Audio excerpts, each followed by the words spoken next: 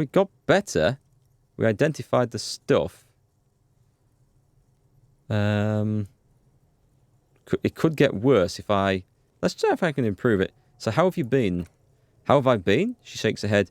You're not here to discuss me. What is this about, officer? Can't write a scene without knowing the actors. Ask more. Get comfortable around her. Well, that just went down. I'm just going for it and go. Lucky! Failed. I don't want to, but we have to. I don't want to do this, says empathy. Physical instrument. Force yourself. Slap yourself. Turn to Kim. I don't want to do this. Do what? Officer, Lieutenant, warns you. Too late, you ruined it. Just say it now. Your husband's dead. Oh! I've got to heal up. I can't run on 1 health in case I make a mistake on something. Okay, so that could have gone better. I had a feeling the too much small talk thing was going to come in. It just didn't feel like the right thing to say. I could still fail that roll. It was a 50-50 roll. Excuse me, what? She blinks. What did you say? She's in pain. She's in so much pain and so are you. Your chest is burning. The lieutenant steps in. We're very sorry to inform you, but your husband, Victor Majan, was found dead this morning on the Martinez boardwalk. Oh, she touches her neck, eyes pale like pearls in seawater. Oh, she says again, but he was just... She looks at the kitchen table, where 2 cigarette butts are still in the tray. 2? Did she have company? Or are they both old? I understand that this comes as a huge shock. I want you to know that me and my partner, he points at you, are here for you if you have any questions. We're very sorry for your loss, madam. What happened to him? Tell me. Her neck and cheeks are covered with red blotches. Her double chin is shaking. I'm not going to say he drank himself to death, because we don't know how drunk he was when he fell, but he fell and smashed his head against the bench. And you found him there, lying in the cold? She shakes her head. How long has he been there? For a few days at least. She doesn't reply. Her eyes well up with tears as she struggles to keep it together. You hear the clock ticking in the children's room. This is quite sad. Is there anyone we could call for you? A friend, a family member? Someone who could be here for you? No, she breathes in. I just need to tell my girls. The air gets sucked out of her lungs suddenly. It burns like acid.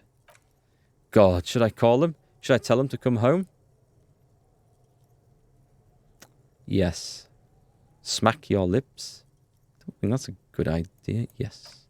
All right, I'll call them. She breathes in again, trying to steady herself. Just tell me, what do I need to do next? Where is he? Can I see him? For God's sake, lie. He's still there on the boardwalk. Yeah, because Kim wouldn't let me take him up for an autopsy. I'm going to say he's in the morgue. And who should I contact?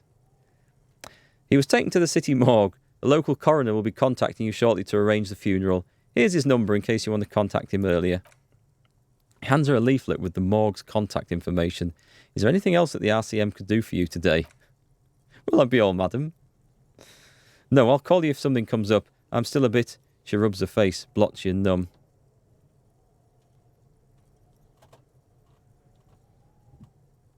I'm not going to say that. All right, that's it then. Again, if there's anything we can do for you, then don't hesitate to call the RCM, madam. She just nods, distant and inconsolable. The bed springs rattle beneath her as she begins to shake. These are her last reserves of strength. Her muscles will give in soon, to a scream. I'll take it from here, thank you. She points at the front door, breathing fast now, holding herself back. Lieutenant nods at the woman, then looks back at you, his voice lowered. We should step outside and talk. Set the library card by her, leave the room. I didn't do that very well. I got a bit unlucky. A little bit unlucky. Pushed things a bit too far, as I always do. But let's see what he has to say, though. I think he suspects something else. So, the death notification. The lieutenant says as soon as you left the room. I'm sorry, I know I messed up. It's all right, don't worry about it. His eyes wanders over the streets. I'll call the station when we're finished with the day and let them know the name of the deceased. What about Billy and her kids? There's not much we can do for them anymore, I'm afraid. They have to. It's not your place to live their lives. They have to. That's it. That's it. We should get back to our case. There's nothing more we can do here. Right, let's try to get back to it then. Well, task complete, I suppose. He looks at you, and, officer, I've seen worse. This wasn't the worst I've seen, okay? Now go on. He's trying to make me feel a bit better. I just pushed it that one sentence too far, but it obviously felt awkward, so just while I'm here, and I don't have the pry bar in my hand anymore, but leave. We've got to come back there later. 9 o'clock, so we've still got, like, trying to work out, 4 hours, 5 hours?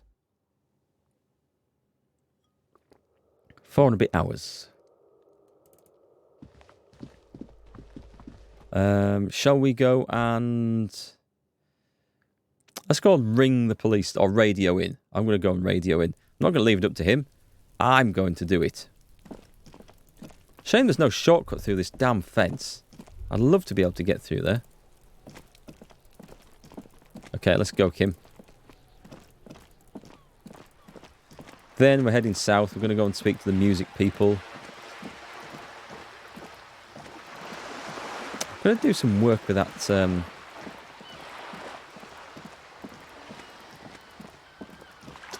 traffic jam at some point. I was also thinking, you know, can you remember the episode where we were talking to her and I was trying to convince her husband was missing to prove I was a detective?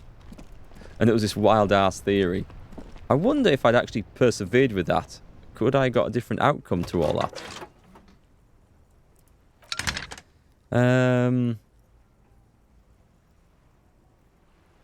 Nor Alice? No, we don't want to do that. Reconnect me to the 41st? Yeah, reconnect me to the 41st. Oh, yes, I'll tell Jules I found his badge. I've got 5 XP for that. 10-4, sir. Glad to hear that. I'll write down that there's no need to issue a new one to you then. Over. Feels good to get off your chest, right? Celebration with beer? No. We're done. We're done. Close the door. Let's go. That was a little bonus there. I was thinking we were going to report in about the dead body, but apparently it wasn't necessary.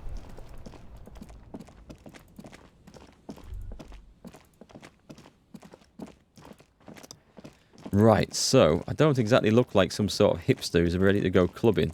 I do look much more like some authoritarian police Nazi.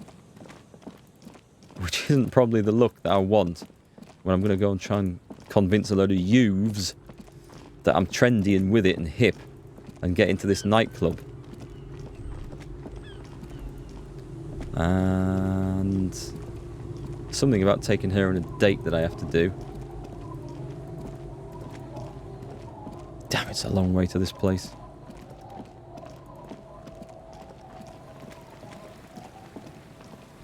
There's also the worry that I might be missing something somewhere as well.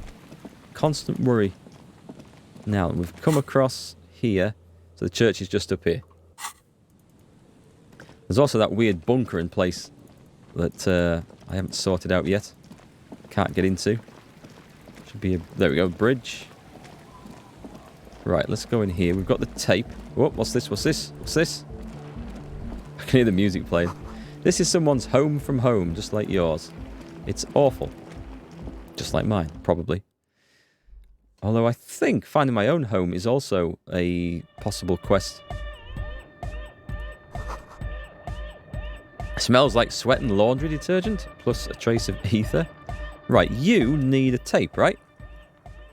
The large-headed youth has closed his eyes, lost in the music. Sensing you, he opens them. Good morning! Yeah! Pump it up! Pump it up! Pump it up! Apparently unaware of the time of day. I found this reel of tape. Maybe you can use it to hard up Ike's jam. Give him the fixed hawthorn tree tape. Yeah, remix time! His voice booms through the church as he takes the tape and attaches it to the empty reel slot. Tape goes here, into deck B. Clicks a switch, the tape starts spinning. A hand on his ear, he listens to the audio through his headphones and shouts. Wow! His face lights up with delight. Did you get this from Arno himself? What do you mean? Listen, I'm just going to show it to you. Ready? I got a new thought. Ready? Oh, God. What's this doing?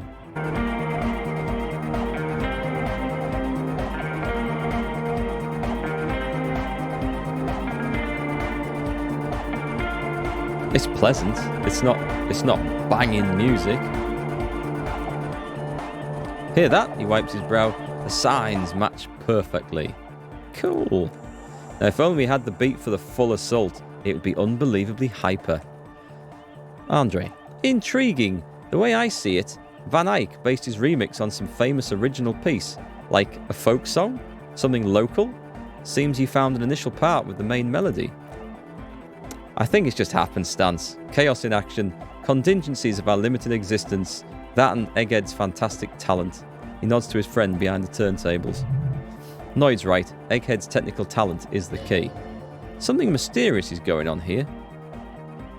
They're just kids, aren't they? Listening to music.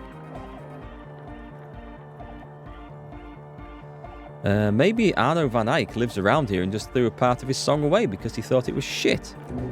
Thought gains. Okay. Be how it may, if it fits, it fits. He pumps his fist in the air. Bring up the volume. What about the bass? Do you have any ideas for that? Andre looks back at you. Yeah, I remember. You said it needs more bass. I did say that. You can't just leave it without a bass track. Honestly, nothing springs to my mind right now, but I'll see if I can come up with a solution down the lane. Proceed with the task, okay? You're the warrior of dance music. Don't be too hard on yourself if you don't figure it out. I think the jam's already pretty ultra. But it could be hyper hardcore. Alright, goodbye. Oh, we got the Wompty Dumpty Dom centre thought. Okay, I'm going to regret this one. Oh my God. You're at home, stupid cop. Not with the art crowd. You hate them. Everyone hates them. Even they hate themselves. It's nauseating. An industry built on sprezzatura and sparkling wine. And let's be honest, tax evasion schemes. The Wompty Dumpty Dom Centre is the heart of this unholy symbiosis of aesthetics and tax optimization. And now that you've internalized it, you can have a piece too. So Encyclopedia Passives give you plus 10 XP and so you earn money from your own sort of knowledge, but you gain -2 suggestion and become a pretentious wanker. Okay. I think I'm going to accept that for a bit and see how many Encyclopedia Passives come up, because that could be a real skill earner that could... if I got 20 passives, I think that would outburn that. Let's see. Yeah, just have to get to 100 every time. Okay. Okay, I'm going to go with that. Arno van Eyck. The question won't leave you. Why did the melody line from a broken and discarded tape fit perfectly into a song played by some speed freaks in a frozen tent? Can it be a coincidence? Maybe it's the hand of the man-machine himself in his attempt to craft a perfect song. Maybe Egghead is actually Arno van Eyck in disguise. Eyck? Egg? I don't think so, but... let's do it. What about this magnesium-based life form? The volition's been quite good so far. Let's unlock it. I'm going to go with Arno van Eyck. Internalize that. See what we get. I think that's pretty fun. Does he have anything to say? I see you're here again. No. Right, let's get the hell out of here. We've got to fix the tape, I think, to sort that out. Just keeping an eye on time. How long I've been recording for. Okay, let's talk to... does she have anything new? I thought she maybe did. Hello again. No, that's locked. Okay, I've got the key to this church, by the way. I can go in now. I had it last time.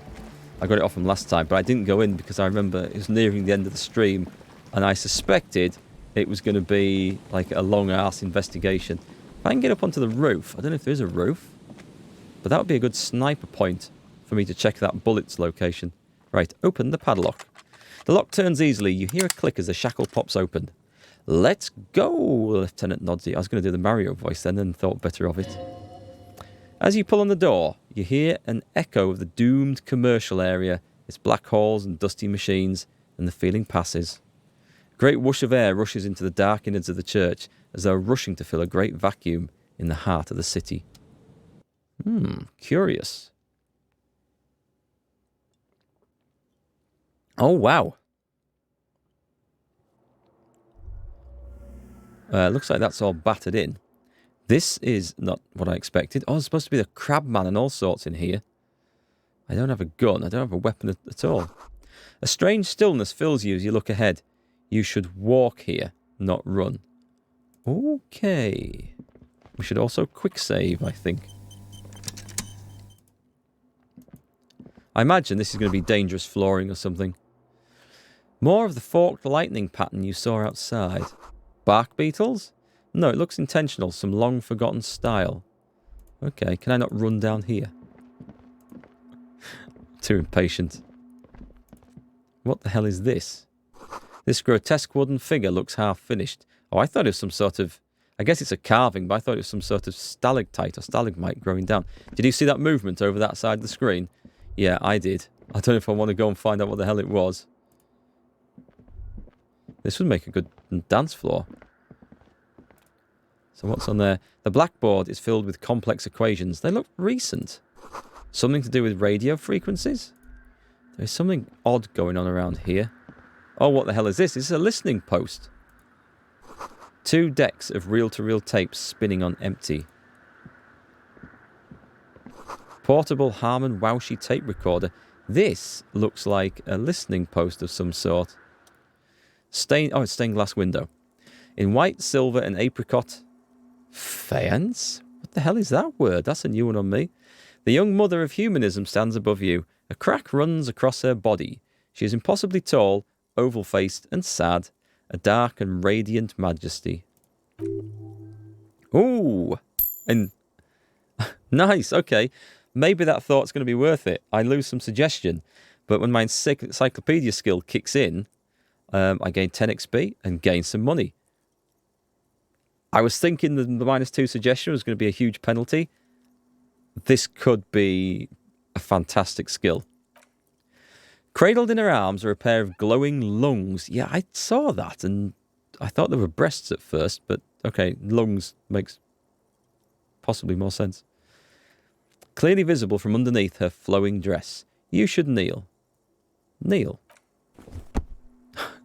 That's not, well, okay, not quite how I thought I was going to take a knee. One knee. Looks more respectful than that. Your knees touch the floor. The floorboards are hard and cold. There you kneel among the snowdrifts. Diffuse light falling on your hands from beyond the glass. Close your eyes first.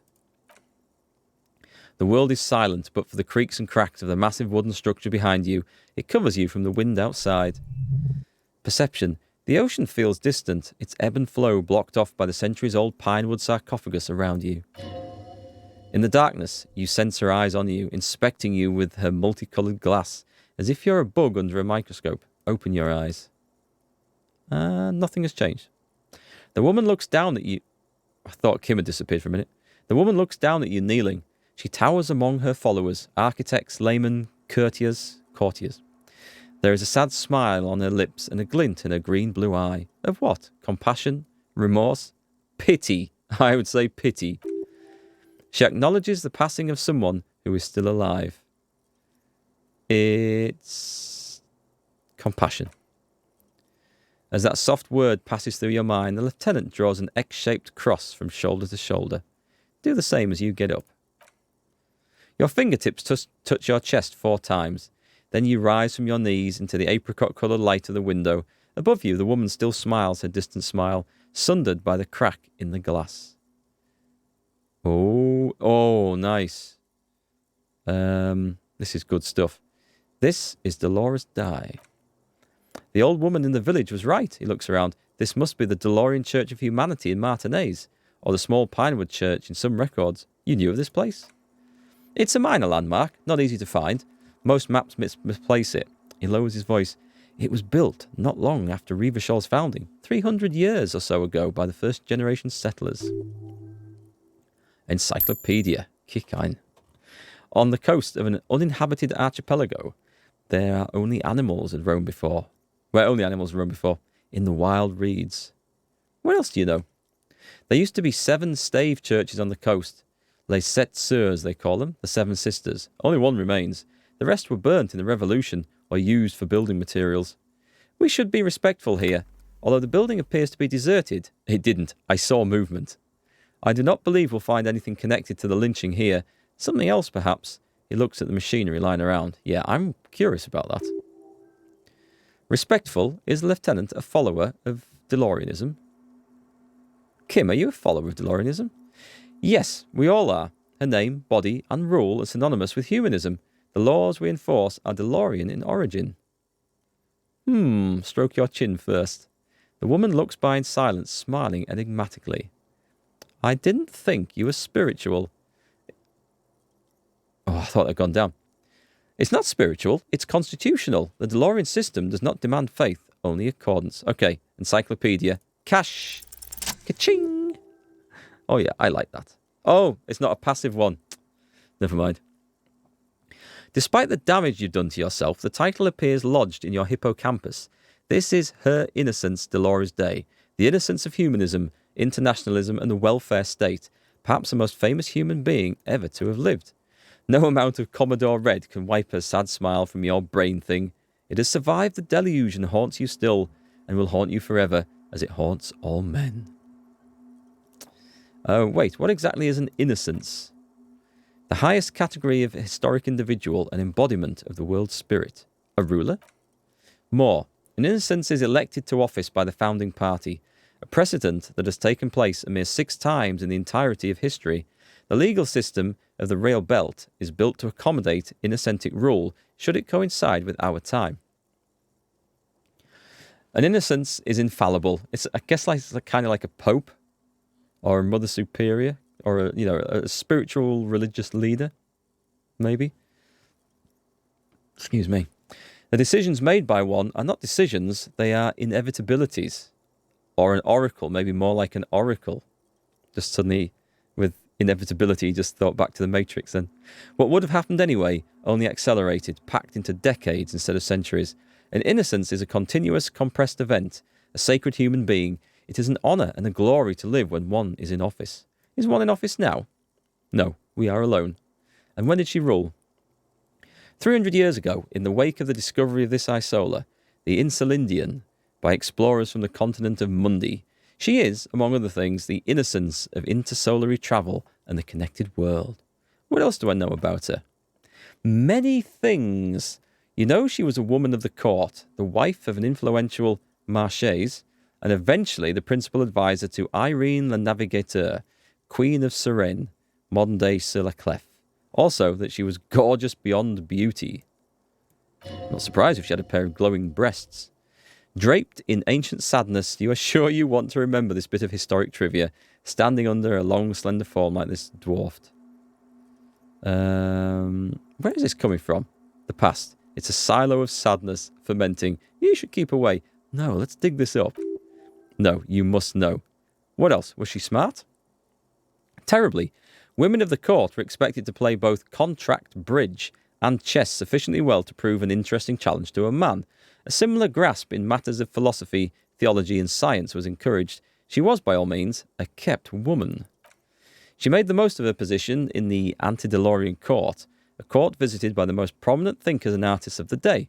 In secret, she was becoming the era's preeminent philosopher of the state, a scalpel, a piercing gaze. She was an almost preternaturally magnetic and intelligent individual. To her contemporaries, she appeared out of time, a messenger from the future of the species. We all fell in love with her, head over heels. Even before she was declared an innocence, her influence was tremendous. Hence why I feel like I'm so subdued by her now. How come? It was on her advice that Irene la Navigateur sponsored a number of voyages into the Pale, a costly, often tragic endeavour, ultimately vindicated by a discovery of the new world, the piece of reality you're standing on. She was crowned 2 years after the first expedition returned, setting in motion what is widely considered the greatest era in history, the DeLorean era. Wow.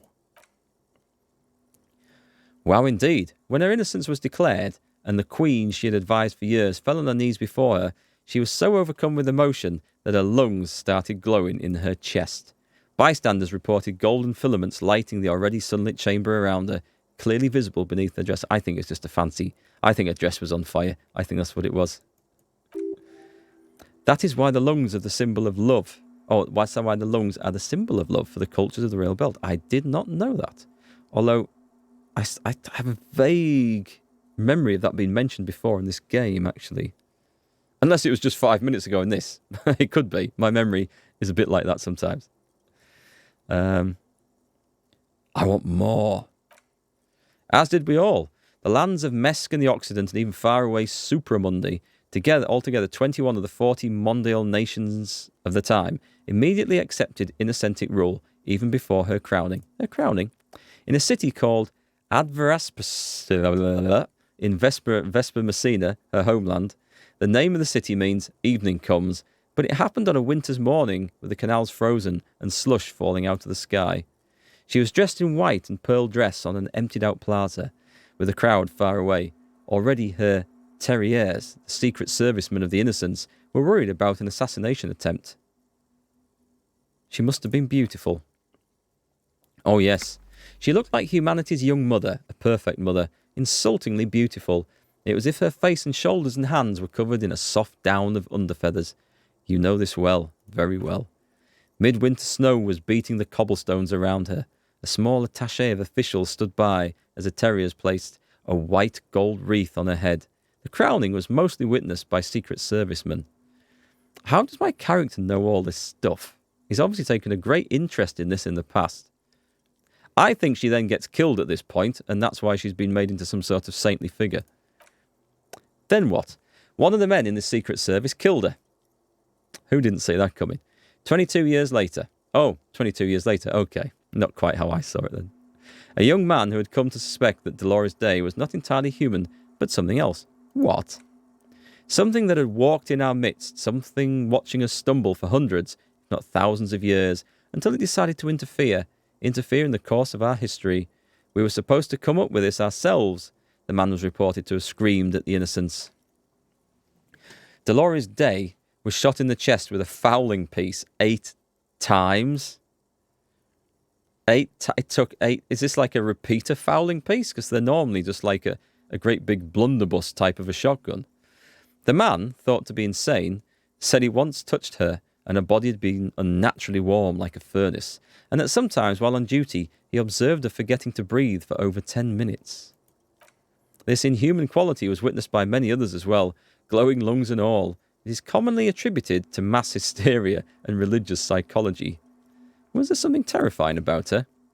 Terrifying is a term too emotionally charged for your semantic memory, or what remains of it, but terrifying.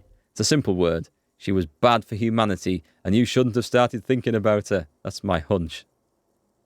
Oh dear. No, there was something bad about her. I want to know. You already do. Although she is often considered to be the greatest human being to ever live, there was something ominous about Dolores Day. I keep wanting to call her Doris Day from that. Constantly surrounded by her terriers. She was the most socially secluded and least self-aware of all the Innocences. Some modern thinkers would consider her a war criminal for the campaign she waged against the Mesk state. And then there were the resettlement programs. Okay, maybe she was more of a religious nutcase. What happened? The Mesk state tried to detach itself from Innocentic rule. Parts of the world were experiencing whiplash from accelerating into secularism. And mandatory education programs and mass resettlement of upstream Magritte was problematic as well. Dissenters were suppressed by a military force she called the Army of Humanity. She's starting to sound more like a lunatic